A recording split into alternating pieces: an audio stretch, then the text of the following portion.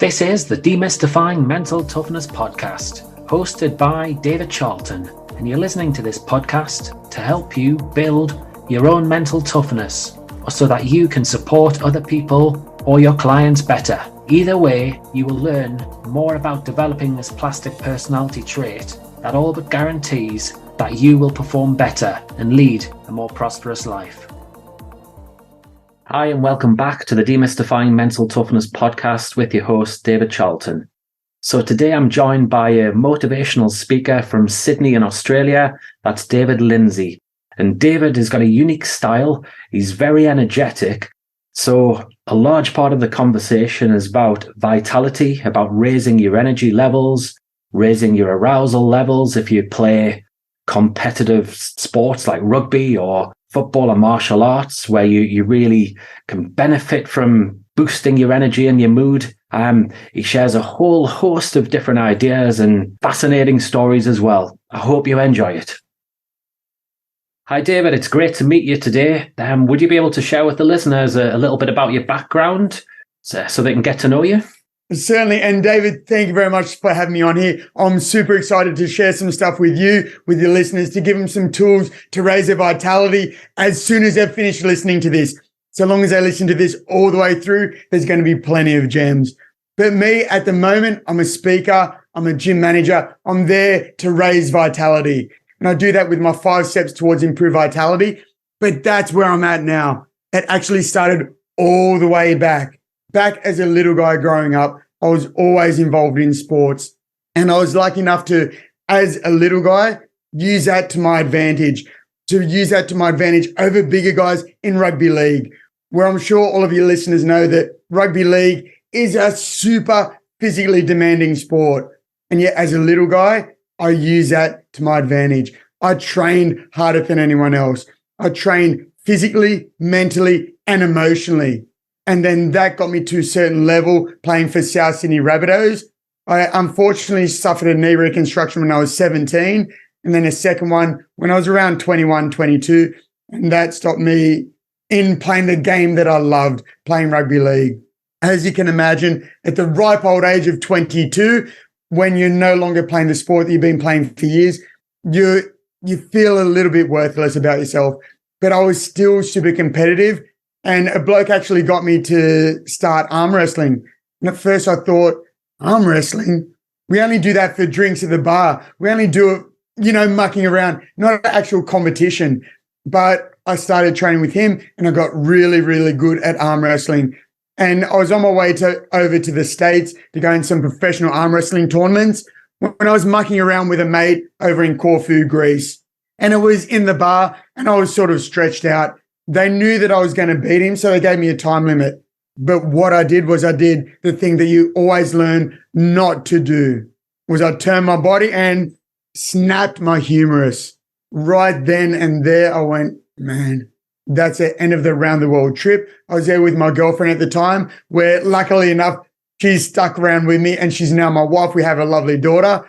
But I flew straight back to Australia. I got a plate put in my arm, which unfortunately hit a nerve in my arm, which caused my arm to get paralyzed. And being in the fitness industry, being an athlete all of my life, you can only imagine that got ripped out from underneath me. I no longer had a personality. I no longer knew who I was. My whole world had just got shaken up and I felt like I was thrown into the gutter. Eventually, after 4 months, I got some movement back. And I was still super, super competitive because by this stage I was 23. So I started doing martial arts. I did kung fu, jiu-jitsu, kickboxing, and wrestling. And that led me into doing jiu-jitsu tournaments, having a few cage fights, and a couple of boxing matches as well. And it's funny how one thing leads to another, And like Steve Jobs says, you can't see it in the moment. You can't connect the dots looking forward, but looking backwards, it's abundantly apparent. Because all of this led me to my wrestling coach, where he has helped me so much, the most in my adult life of any coach that I've ever had. And he pointed me in the direction to go, David, you have an athletic career, which, you get to 35 and you're old. Whereas with speaking, with communicating, not only can it go until the day you die, but you can impact so many people. So that also set me on another trajectory. And as I said to you before we started, I went to see Eric Thomas, who's my father. And I actually won an event to a boot camp, a speaking boot camp. And from there, one thing led to another, which has ultimately led me to share my message with your guys. And I'm super excited because it's about getting my message going global, sharing my 5 steps towards improved vitality. Excellent. There's so many different ways I can take this. Just a little bit there for your listeners. Yeah. One thing I'd like to pick your brains on here is you mentioned the fact that you're a little guy quite a few times there at the start. And I noticed this in my work, especially whether it's rugby, football settings, how the little guys can often struggle with when they're up against the bigger, more physical players. So yeah, I'm just wondering if you can share some advice for some of these sort of little guys who do struggle with those sort of demands. Yeah, because I see it all the time as well. And I've actually got a mate where he was even littler than me when we were 14, 15 years old. And he got cut from South Sydney at that age. And he actually went away and trained. And like me, he used that to his advantage. And he went on and played for Canterbury. He won a championship with them and actually played for Australian Rugby League. And that's ran him a tour. So using that to your advantage, because I knew that I'm not going to be able to beat these 6'3", 6'4" monsters. Not if I didn't train anyway. So I had to learn different techniques. I had to train harder than them. But I had to train my mind as well because I knew that as a little guy, I had the perfect launching pad to get underneath their ribs. And I knew that if I hit them hard early, well, then they'd recognize me. They'd be on the lookout for me, even though I'm only, 5'7", 5'8" when I'm wearing my high shoes. So as I said, I'm a little guy, but using that, the mental game as well, because at the end of the day, the mental game beats the physical game any day of the week. Because there's a great analogy that I love is you can have a Ferrari. You're on a racing course and a mini miner pulls up alongside of you. But yet you don't know how to drive. Your mind is the driver. So you don't know. You lose control on the first corner. Whereas the mini, they've got an excellent driver in there. So their mind is working fantastic. They've been here before. They know the track inside and out. The mini's going to beat the Ferrari, because the Ferrari is going to spin out on the first corner and either crash or lose control completely. So, and the mind is the driver. So would you say it's really important when you're in that type of situation to really focus in on yourself and what it is that you can do rather than focusing too much on your opponent? 100%. And that's the same. It's always good to know your opponent, because I spoke about doing fighting as well.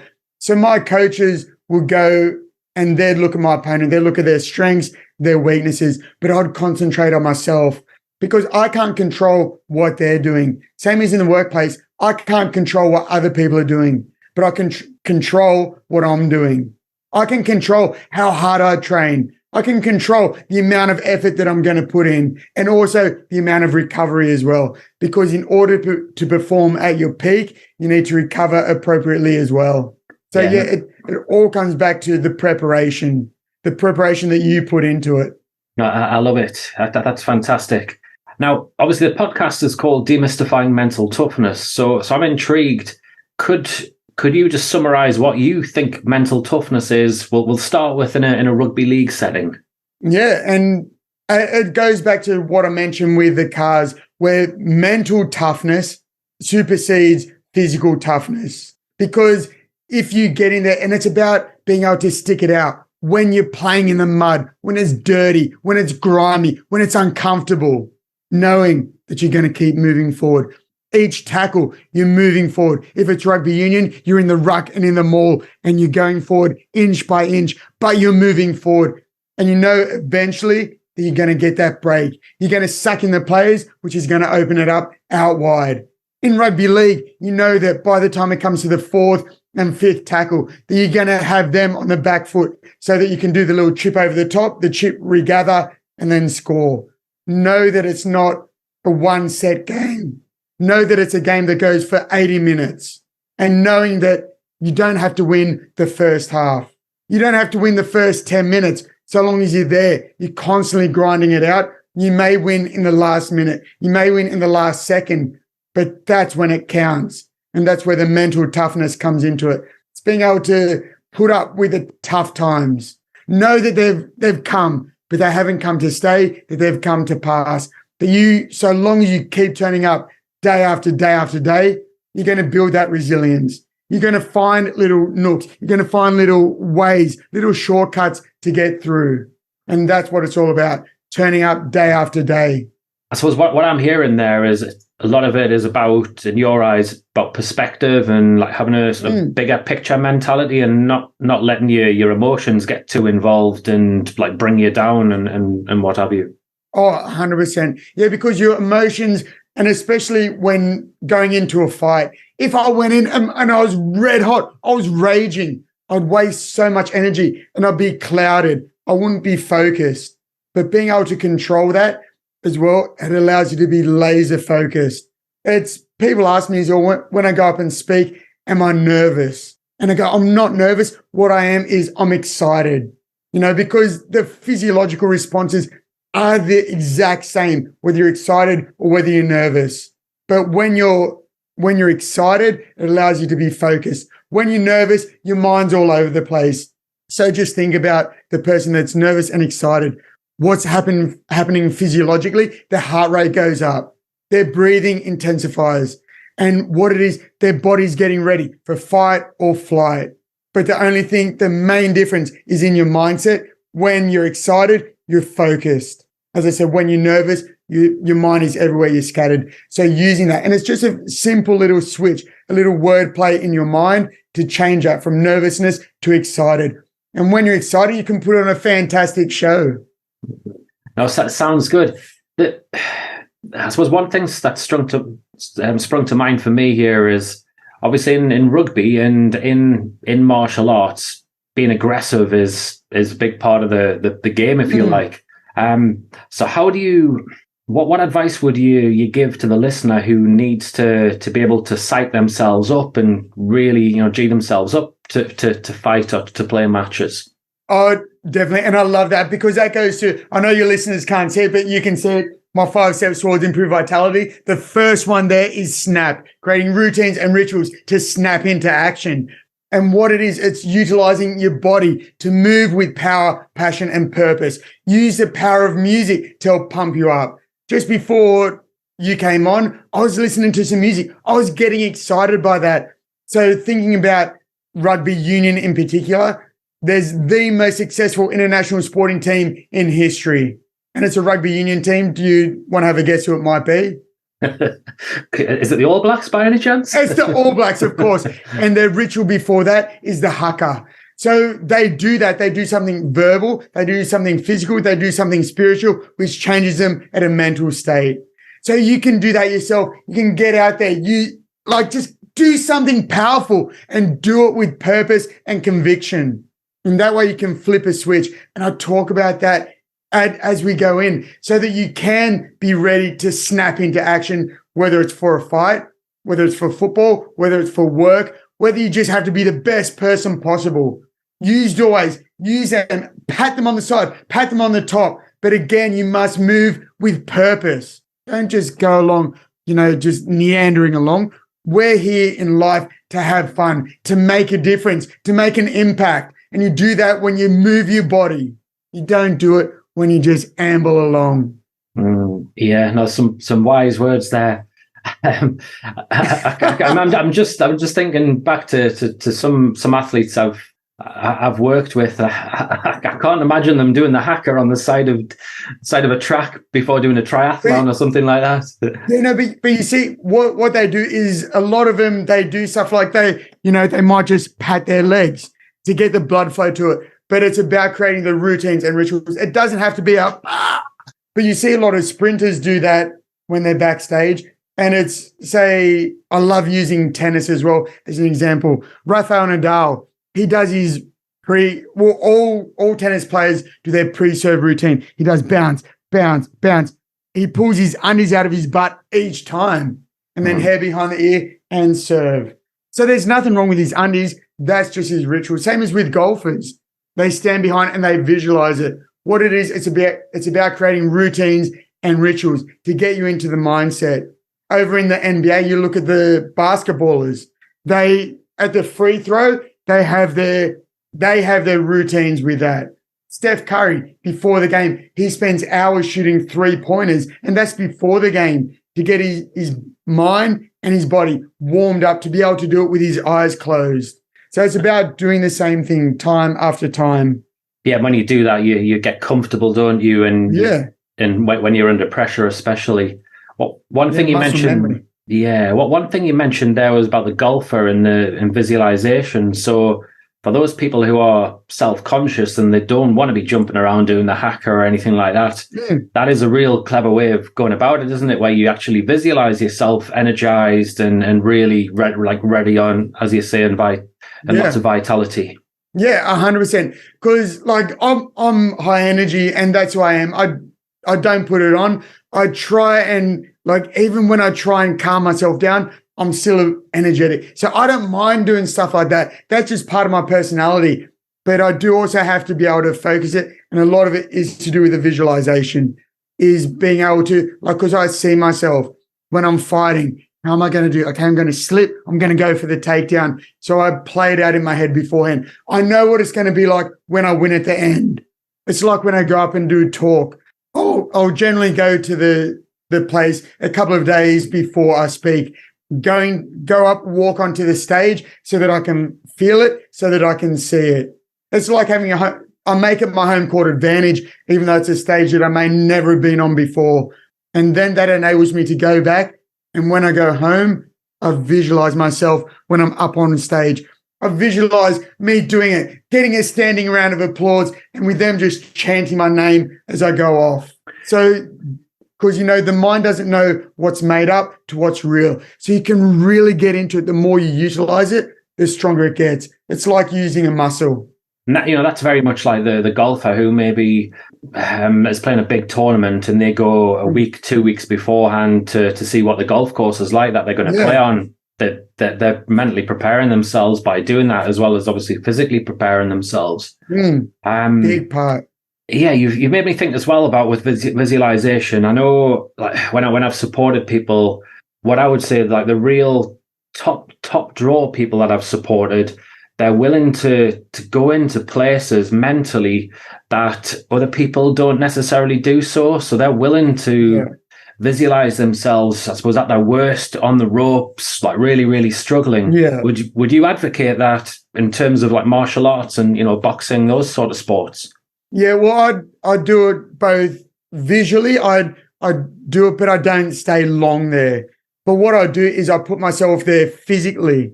So in my training, I put myself in the worst possible position. Like I said, when I was fighting, I'd fight at 65 kilos. So I'd have my wrestling mates that are 100, 110, 115 kilos. I'd have them on my back, choking me out. And then I'd have to work from there. So I put myself in the worst possible position physically during training so that when it comes to the fight is fun. Yes, I do go there occasionally in my mind because I have to go, okay, so I'm going to turtleneck up. I'm going to go 2-on-1. My hips are going to go here. I'm going to control their foot, turn inside. But I don't like to spend long in there in my mind, because in my mind, yes, not everything goes 100% right, but I'm going to slip that. I'm going to roll. It's more about me being attacking and then finishing up. Yeah. So when I do go and practice my talk, I practice it in the worst possible situation. I'll go and train intensely hard, so I'm physically drained. I put a headphone on with crowd noise in it. When I go and practice my talk, there's often cleaners around, and that can be distracting. But the harder you can make it during training, as I said, whether it's fighting, whether it's speaking, whether it's football, you have so much fun because you go, what's going to happen now? I've been to hell and back. So now it's a walk in the park and it's a lot of fun. Exactly. And like you say, you're a lot more comfortable when it comes down to that big speech or match or whatever it is. Yeah. You mentioned there a bit earlier about the injuries, obviously, which shortened your career when it came down to rugby, and then the arm wrestle. And do you just want to share some of your vulnerabilities then, and some of the difficult times there, and how you got through that? Because as you can imagine, when you're 17, you're on top of the world. I was getting paid to play football as I said, for South Sydney, and it was in the finals. It was in the semi-final, and I went for a run from dummy half, and someone happened to dive at my knee, and it bent back, and I heard it all snap. So right then, I thought, at the age of 17, I thought my life was gone.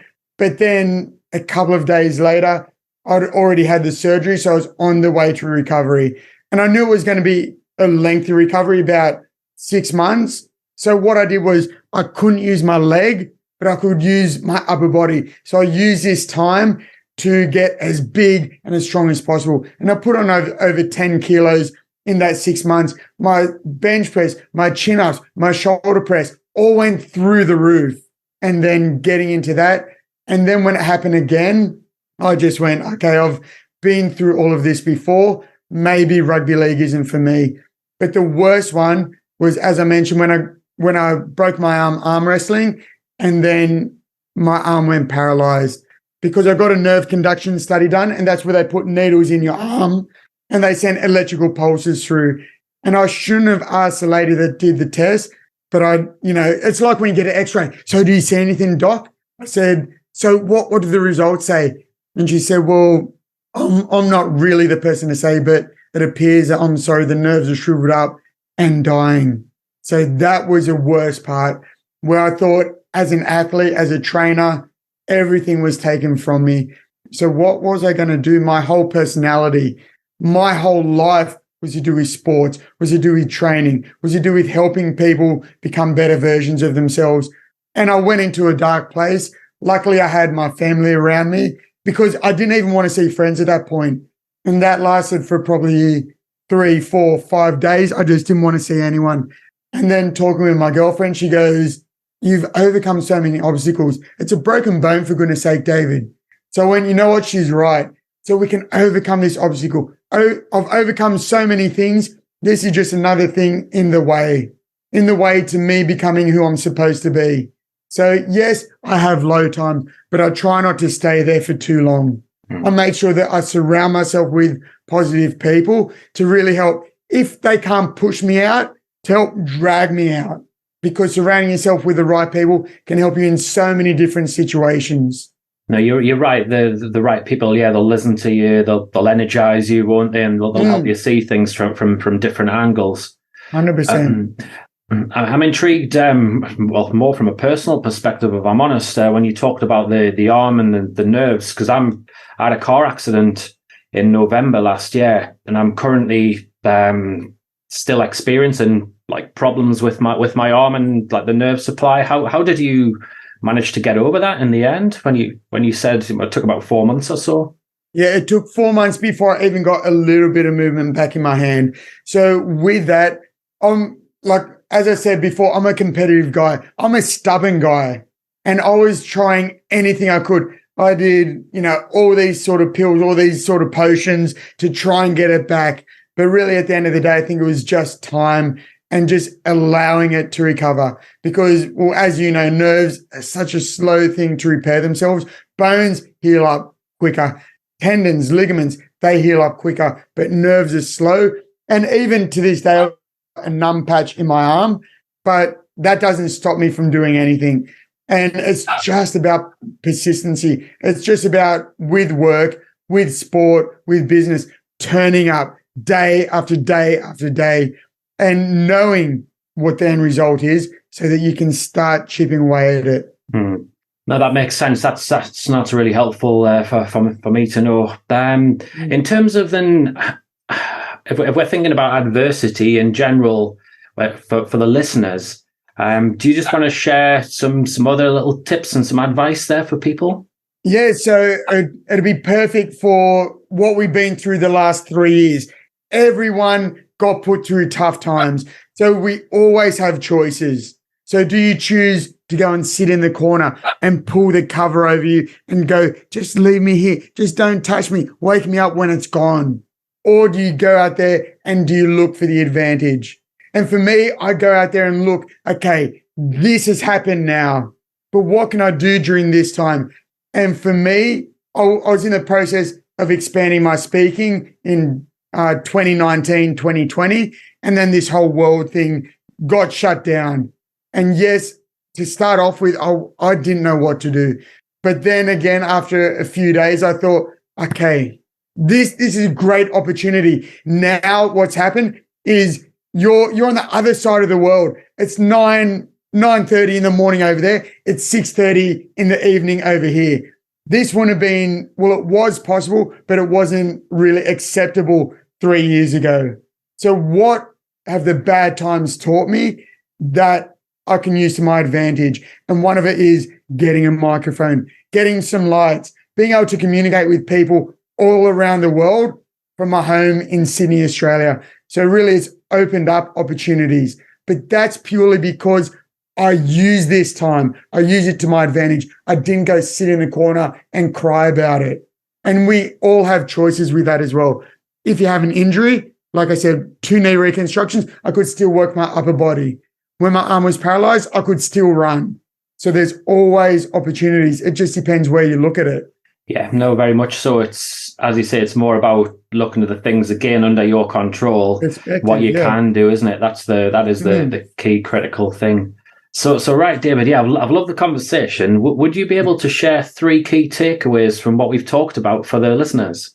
Yeah, I'll go back to the All Blacks with a haka. So it's when you move, you want to move with power, passion, and purpose. And that can be even just walking from the train station, walking from your car to office.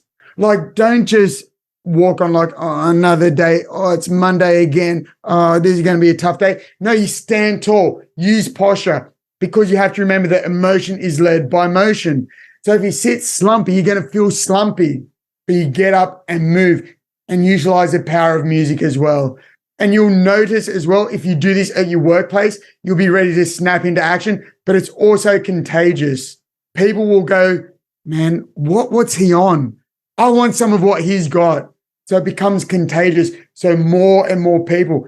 And imagine walking to an office where people are so excited to be there.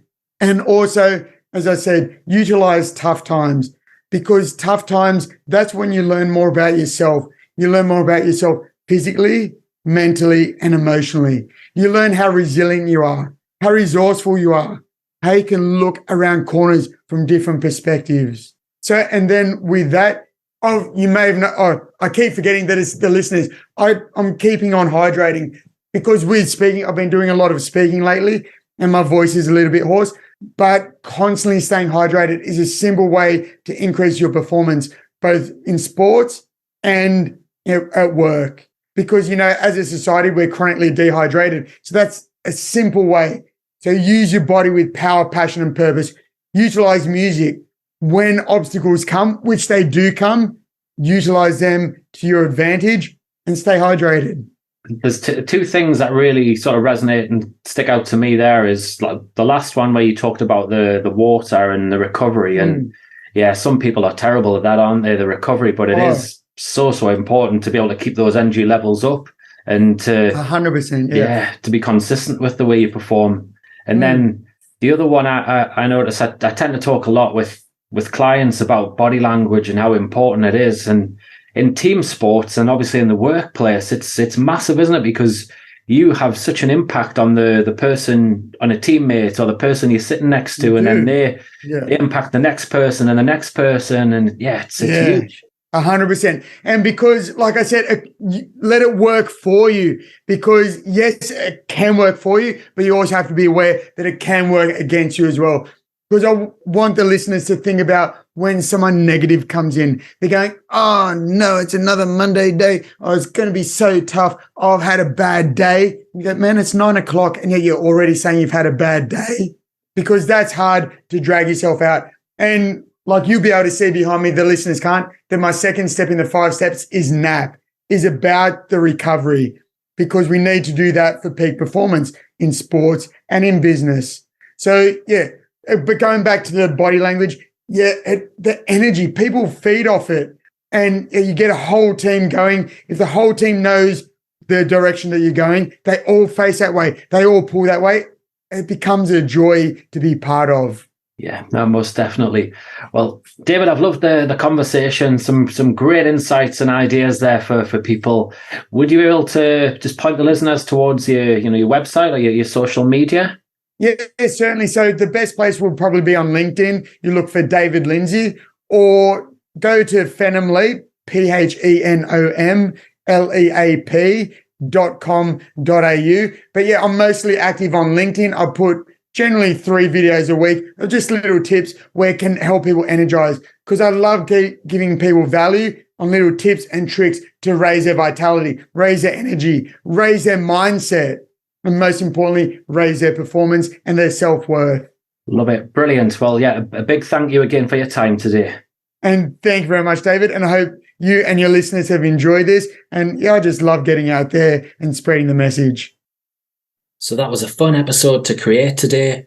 David had so many fantastic insights. It was a little bit different maybe from the norm, or certainly from recent episodes, but I'm sure that you, the listener, took away quite a few different tips there. One thing I'd like to add to it, when we talked about creating energy and creating arousal, certainly from a sports psychologist's point of view, using the power of the mind in terms of visualization is a huge, huge thing.